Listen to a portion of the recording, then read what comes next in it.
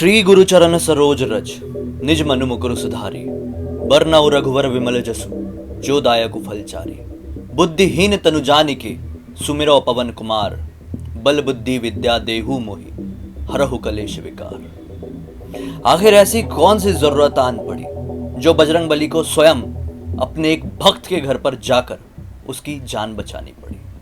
Bloody सत्य के आज के इस एपिसोड में मैं आप सभी लोगों के सामने बजरंग बली की एक ऐसी सच्ची घटना की सच्ची कहानी लेकर आ गया हूं जिसे सुनकर आज आप लोगों के रोंगटे खड़े हो जाएंगे। जो लोग भगवान पर विश्वास नहीं करते, जो लोग नास्तिक हैं, उनका एक अटूट विश्वास भगवान के ऊपर बन जाएगा, ईश्वर के ऊपर बन जाएगा। इस कहानी को अंत तक जरूर देखिए, बहुत ही सारी जानकारियां और बहुत ही अच्छा मनोरंजन मिलेगा। एक सच्ची घटना है जो कि युविका नाम की लड़की ने मुझे इंस्टाग्राम में लिख भेजी। जम्मू में रहने वाला एक साधारण सा परिवार जिसके हर एक सदस्य का बजरंग बली के ऊपर अटूट विश्वास था, सिवाय अभी नाम के लड़के से।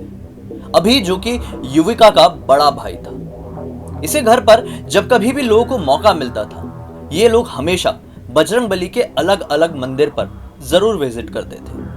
बहुत ज्यादा विश्वास था, इसलिए कहा जाता है ना, जो भगवान के ऊपर सच्चा विश्वास रखता है उसकी परीक्षा भी भगवान समय समय पर लेते रहते हैं। इनके परिवार के साथ भी कुछ ऐसा ही बीता। क्या हुआ मैं आप लोगों को आगे बताता हूं। दरअसल ये बात है आज से तकरीबन 7 साल पहले की।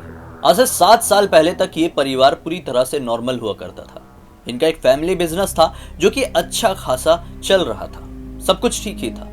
लेकिन एक दिन कुछ ऐसा होता है जिसकी वजह से इस पूरे परिवार की पूरी मानो की दुनिया हिल सी जाती है। एक रात को युविका के पिताजी के मोबाइल में एक फोन आता है, जिस फोन में दूसरी तरफ से आवाज आती है कि जितनी जल्दी हो सके आप अपनी फैक्ट्री के पास आ जाइए, आपकी फैक्ट्री में आग लग गई है और उस आग में झुलसकर लगभग 35 लोगों की मृत्यु हो गई है। ये लोग बहुत ज्यादा परेशान हो जाते हैं। जैसे तैसे करके युविका के पिताजी अपने उस फैक्ट्री में पहुंचते हैं। देखते हैं तो सब कुछ बर्बाद हो चुका था।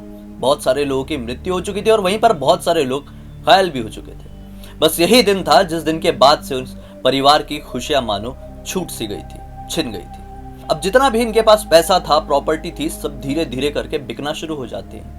जितने लोग मरे थे उनके परिवार वालों को मुआवजा देना, जितने लोग घायल हुए थे उन लोगों का इलाज करवाना और साथ ही साथ फैक्ट्री में जो सामान था उसका नुकसान, उसकी भरपाई।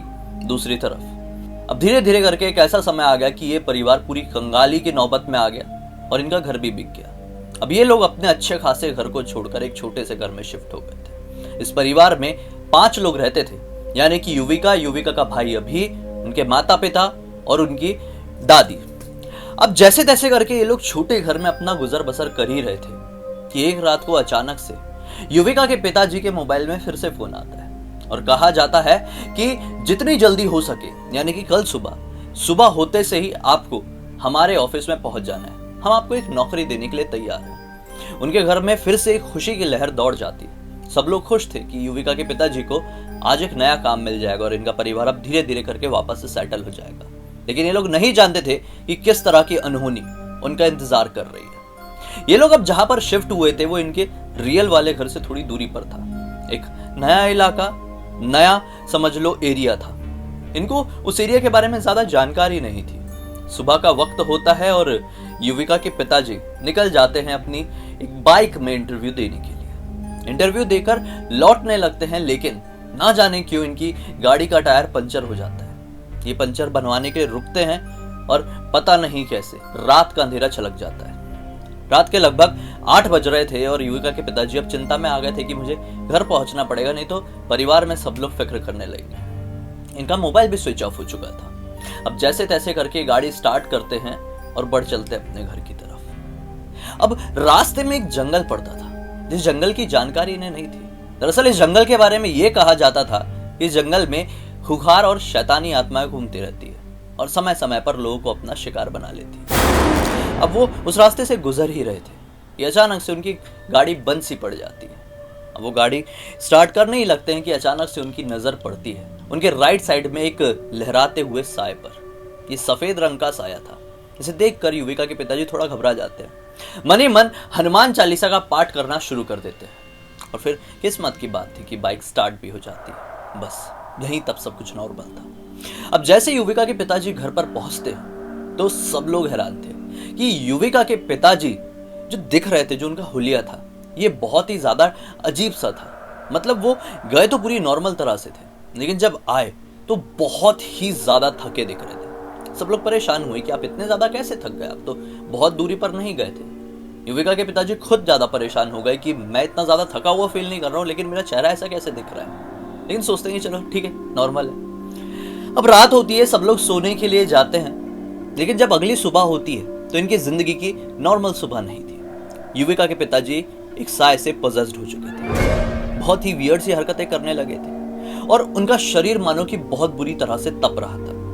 जोर जोर से अलग अलग भाषाओं में चिल्ला रहे थे, नाच रहे थे इधर उधर, अपने बाल खींच रहे थे और जो उनके सामने आ रहा था उसको चोट पहुंचाने की कोशिश कर रहे थे। खाना भी कुछ नहीं खा रहे थे। आमतौर पर जो लोग पोजेस हुए रहते हैं वो लोग खाना बहुत खाते हैं, लेकिन ये खाना भी नहीं खा रहे थे। इनकी हालत देखकर परिवार के सभी लोग बहुत ज्यादा परेशान हो गए। डॉक्टर को बुलाया गया, कोई फायदा नहीं हुआ। पास में एक जानकार बाबा थे जो कि काफी ज्यादा फेमस थे, उनको बुलाया गया।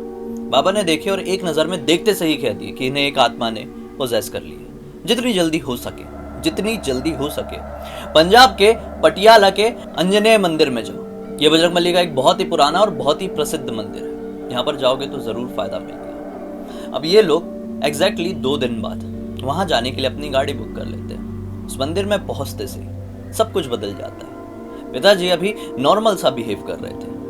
वहां का पंडित इनको थोड़ा देखता है, इनके ऊपर थोड़ा बजरंगबली के नाम का पड़ा हुआ जल छिड़कता है, इनके सामने हनुमान चालीसा का और कुछ मंत्रों का पाठ किया जाता है और पिताजी अभी नॉर्मल हो चुके थे। यहाँ पर जो अभी जो मैंने शुरुआत में बताया, अभी जो युविका का भाई था, ये बजरंगबली भगवानों पर, भूतों पर ज्यादा विश्वास नहीं करता था, ये नास्तिक था, इसे ये सब चीजें बकवास लगती थी। ये अपने पिताजी की इस हरकत को देखकर भी काफी ज्यादा परेशान हो गया था कि आखिर पिताजी साबित क्या करना चाहते हैं। उसे लग रहा था कि ये सारा कुछ ढोंग है, नाटक है। अब अभी ये सारी सोच के साथ बजरंगबली के मंदिर में एंटर किया था, वहां से निकला था और ये लोग अब वापस से अपने घर में जम्मू पहुंच गए थे। अब क्या होता है, अब जैसे ही जिस दिन ये लोग पहुंचे, अपने घर में एंटर ही किए, अभी के जो हाव भाव थे पूरी तरह से बदल गए। अब घर वाले परेशान कि हमारे लड़के को क्या हो गया। अभी भागते हुए अपने कमरे में जाता है और पाउडर जो होता है ना, टैल्कम पाउडर उठाता है और इतना लेता है और अपने माथे में इस तरह से लगा लेता है और जोर जोर से बजरंगबली का नाम पुकारने लगता है। जय बजरंगबली, जय बजरंगबली। बजरंगबली के काफी सारे मंत्र एक साथ में हनुमान चालीसा पढ़ा जा रहा है। लोगों को समझ में नहीं आया कि वो अभी जो कि बजरंगबली का नाम कभी लेता भी नहीं था। हम लोग तो भक्त थे, लेकिन ये तो पूरी तरह से नास्तिक था ना। इसे आज हनुमान चालीसा और इतने कठिन मंत्र किस तरह से याद हो गए, कंठस्थ याद से लग रहे हैं, जो फ्लुएंटली नॉन स्टॉप बोल रहा है। हम लोग कभी नहीं बोल पाए, ये कैसे बोल रहा है। अब वो जो खाना भी उसे दिया गया, तो वो खाना भी कुछ इस तरह से खा रहा था जिस तरह से नॉर्मल इंसान नहीं खाते, जिस तरह से कोई वानर खाता होगा या बंदर खाता होगा ये कह लो, या फिर कोई ऐसा इंसान या फिर एक ऐसा जीव खाता होगा जिसे चीज़ों की ज़्यादा जानकारी नहीं थी। अब उसकी ये हरकतें देखकर लोग और ज़्यादा परेशान थे। अब जब भी उससे कोई बात करना चाहता, वो बात नहीं करता, आंखें बड़ी कर लेता और पूरे घर में जोर जोर से कूदने लगता और जय बजरंगबली बोलने लगता। मानो कि सब लोग बहुत ज़्यादा परेशान हो गए थे। फिर से डॉक्टरों को बुलाया गया। इनके घर पे तो मानो कि दुखों का पहाड़ टूट चुका था कुछ दिनों से। डॉक्टर इलाज करता है और वो समझ नहीं पाता है, बोलता है कि अब ज़्यादा कुछ हुआ तो इसे साइकाइट्रिस्ट के पास ले जाइए कोई बड़े शहर में, या फिर इसे एक मेंटल हॉस्पिटल भेजना होगा। ये डॉक्टर समझ नहीं पा रहा था। लेकिन घर वाले कैसे अपने बच्चे को इस तरह से दिमाग के डॉक्टर के पास ले जा ले, एक बड़ी मुश्किल चीज़ होती है किसी भी परिवार वालों के लिए ये चीज़। खैर आगे बढ़ते हैं। अब जैसा कि पहले किया गया था, कुछ तांत्रिकों और बाबाओं को बुलाया जाता है, लेकिन कोई समझ नहीं पाता है। और फिर अचानक से उसी बाबा को बुलाया जाता है जो पिछली बार आया था, पिताजी की हालत देखा था, ये फेमस था। जैसे ही अभी को एक नज़र देखता है, अचानक से अभी के चरणों पर गिर जाता है। वो अभी से आशीर्वाद लेने लगता है। अभी भी खुश होकर उसे आशीर्वाद दे रहा था। घर वाले ये नज़ारा देख के और भी ज़्यादा चौंके हुए थे। पंडित की आंखों से लगातार आंसू बहने लगे थे। अब अभी की जो दादी थी परेशान होकर पंडित से पूछते कि आप बताइए तो कुछ, आप रो क्यों रहे हैं, मेरे पोते को हो क्या गया है। पंडित बताता है कि इसे कुछ नहीं हुआ है, ये कोई मामूली इंसान नहीं रहा, इसके अंदर बजरंगबली के एक बहुत बड़े भक्त की आत्मा आ चुकी है, जो कि आपके परिवार के लिए बहुत अच्छी साबित होने वाली है। दादी से लेकर पूरा परिवार एकदम मानो कि बहुत ज़्यादा सदमे में चला जाता है। उन्हें समझ में नहीं आता है कि ये क्या बोल रहे हैं पंडित जी, कैसे पॉसिबल है।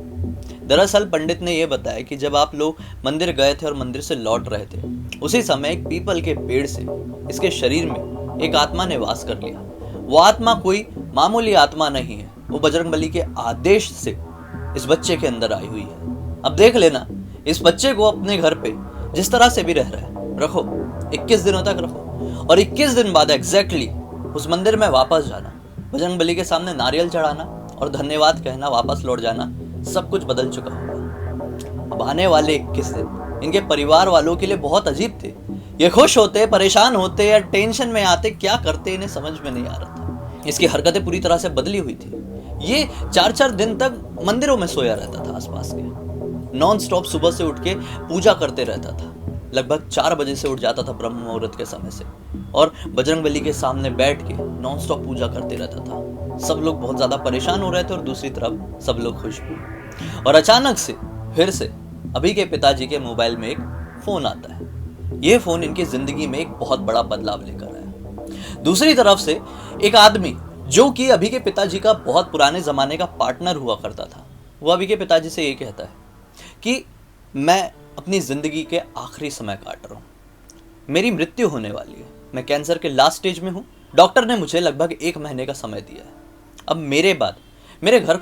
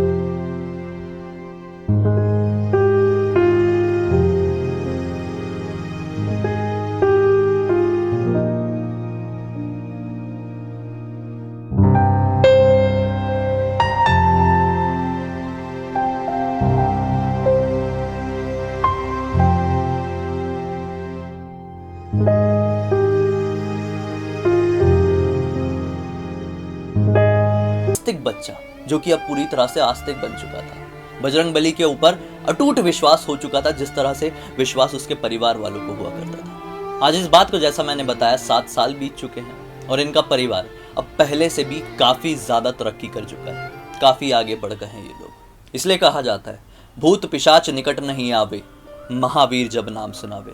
और महावीर तो इनके परिवार के साथ थे। आखिर कैसे कोई भी मुसीबत इनके घर पर दस्तक दे सकती थी। उम्मीद करता हूं कि आपको मेरा आज का वीडियो अच्छा लगा होगा। अच्छा लगा है तो इस वीडियो को लाइक कर दीजिए, अपने परिवार वालों और दोस्तों के साथ जरूर शेयर करना दोस्तों, खासकर ऐसे लोगों के साथ जो लोग अपने आप को नास्तिक कह के बड़ा गर्व महसूस करते हैं। वो भी तो जाने कि भगवान के ऊपर, ईश्वर के ऊपर अटूट विश्वास रखने से उनकी जिंदगी में कितने बड़े बड़े बदलाव आ सकते हैं। खैर दोस्तों, इंस्टा के लिंक इस वीडियो के डिस्क्रिप्शन बॉक्स में क्लिक करके डायरेक्टली वहां पर पहुंच जाना। अपनी भी कहानी इसी तरह से आप लिख के भेज सकते हैं। कोशिश करूंगा आपकी भी कहानी अपने वीडियो में जरूर लेकर आऊं। चलिए दोस्तों, कल फिर से मिलते हैं, तब तक के लिए बहुत बहुत धन्यवाद। आपका दिन शुभ हो।